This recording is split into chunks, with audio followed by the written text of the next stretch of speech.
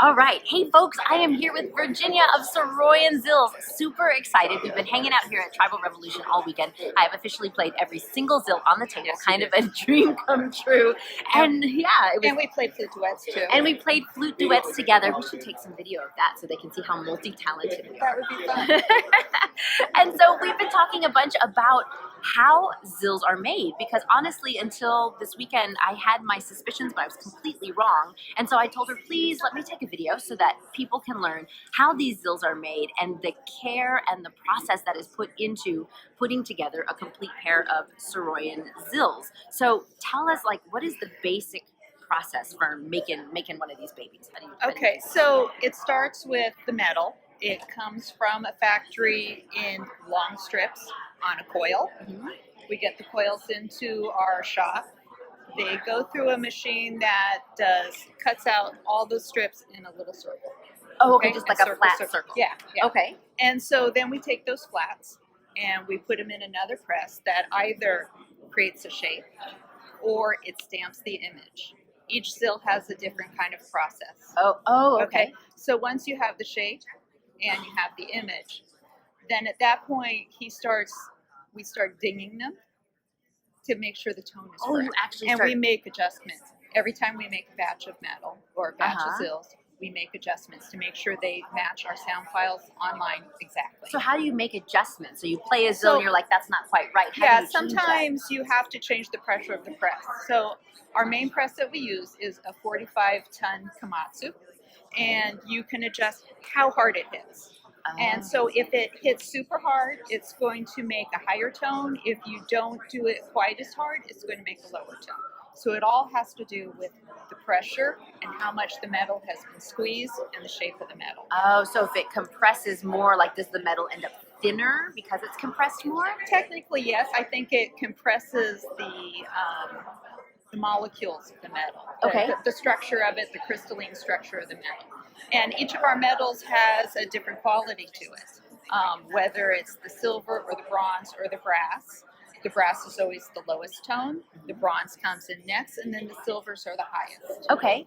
Oh, that's incredible. I had no idea that you could make fine-tune adjustments Right. once you've pressed a Zill. Right. Seriously. Okay.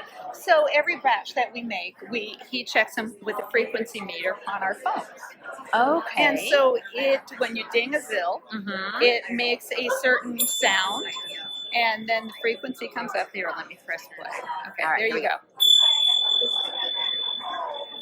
And it comes up with a particular number. And a lot of Zills, most of them, especially the silver and the bronze, need to be tone matched every set. So we test every Zill to find out exactly what hertz it is. We group them. And so when you get a package in the mail, those 4 Zills have been tone matched to each other to make sure they match exactly. So you literally play every single Zill that you make to make sure the tone is correct. Yes. This is why We do. Saroyan is the best in the world. Yeah. I've always believed that, but now I know why. That's incredible. Yeah. That's incredible. And so, in general, is the process pretty fail-safe? Like, how often do you make a Zill that you're like, oh my gosh, this just isn't anywhere near what we want, or is it pretty accurate? No, it's very accurate. Vince, my husband, is a black belt in quality processes. Oh, I didn't know they gave out black belts in that. They do. And so he's all about process and repeatability. And so part of his goal for Saroyan is to have every Zill that goes out to be exactly the same, so you can trust when your troop all get Afghanis, they're all going to sound exactly the same. That is spectacular. I've always wondered. And then I find even over time, like, the Zills tend to keep their tone and their quality. I mean, I have banged up, I've had some of my Zills for 15 years and I have played the heck out of them. And they still are pretty much true to tone. So do most of these, have you found, like, they stand the test of time? Are there some that keep their tone longer than others? The brasses are most solid Zill, tone-wise.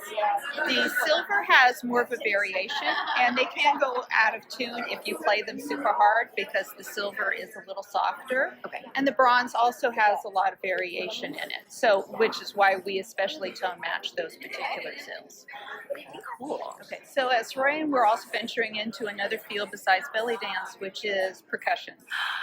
Oh, that's awesome. Okay. So right now we have some percussionists around LA using our zills, including Bruce Carver, who's the lead percussionist for the Pantages Theater in Los Angeles, and Wow. they do all the Disney productions. So he's using our zills in the pit when you go see a live performance. We also have our zills going into a local DCI drum and bugle corps.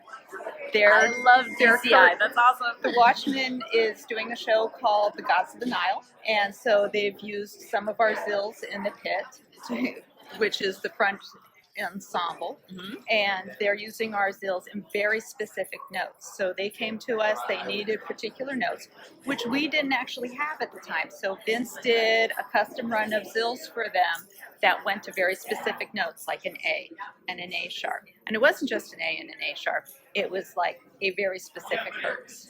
Now, how can you get that specific? Like, how do you tune it that specifically? Is it a lot of adjustments in the machine? It's a lot of adjustments in the machine. In one in particular, we couldn't quite reach the note just right with our zills as they are, so he made the zill without a pattern on it. And by not putting the pattern on it, it brought the pitch down a little bit lower that we needed.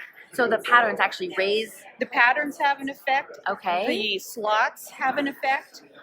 For the percussionists, we're putting single holes in there to go with Billy Miller drum machines. Okay. And so whether you have slots or you have holes, that has an effect on the pitch too.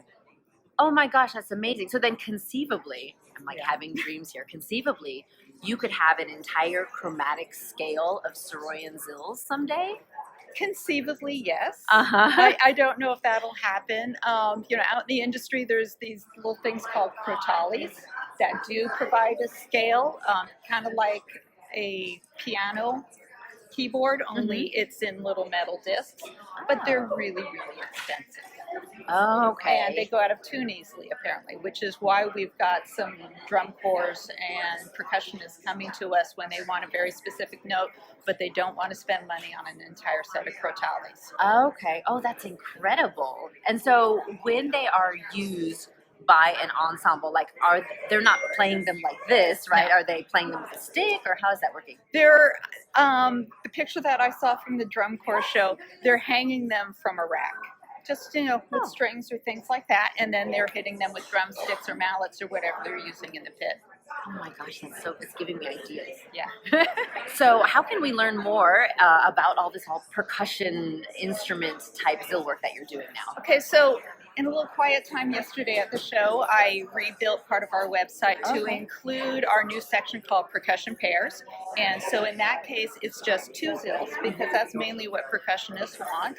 And they can choose them with either holes, a single hole, or two slots. Okay. And so there's a different price structure there because they're just buying two rather than the four dancers set where you get a set of four. Okay. So that makes it really easy for people to, go to one section or the other, depending on whether you're a dancer or a percussionist. And if you're both, then you have to make a choice. Oh, yes. Well, then I guess if I lost one zill, I could go and buy just two more instead of buying four more if I need to replace. And also, if you lose a zill, please contact me, Virginia at SoroyanCymbals.com, and we do sell singles. I sell singles all the time for people who have lost a zill. Oh, yeah, and I'm happy to do it, and I just do it at a quarter of the price plus shipping, like $3. So. Oh, that's brilliant, because there's nothing more sad than just three zills. It's very sad. I know it's happened to me before, and I'm like, wah, wah, these don't work. Fantastic. Well, thank you so much, Virginia. This has been so interesting and so informative. And so now you know. Time. Oh my gosh, this has been incredible. I mean, Tribal Rev is an awesome weekend. Virginia and I have been zilling it up here, completely geeking out, which is awesome. So if you want to know more about Soroyan zills, you can visit them online at SoroyanCymbals.com. Get yourself a pair or two or three or four today. Now that I've played every single set on the table, I think today I'm going to go home with my Grecians and silver. I think I'm very excited. So thank you for joining us, and hopefully this is just the first in many videos of the backstory behind the scenes at Soroyan Zills.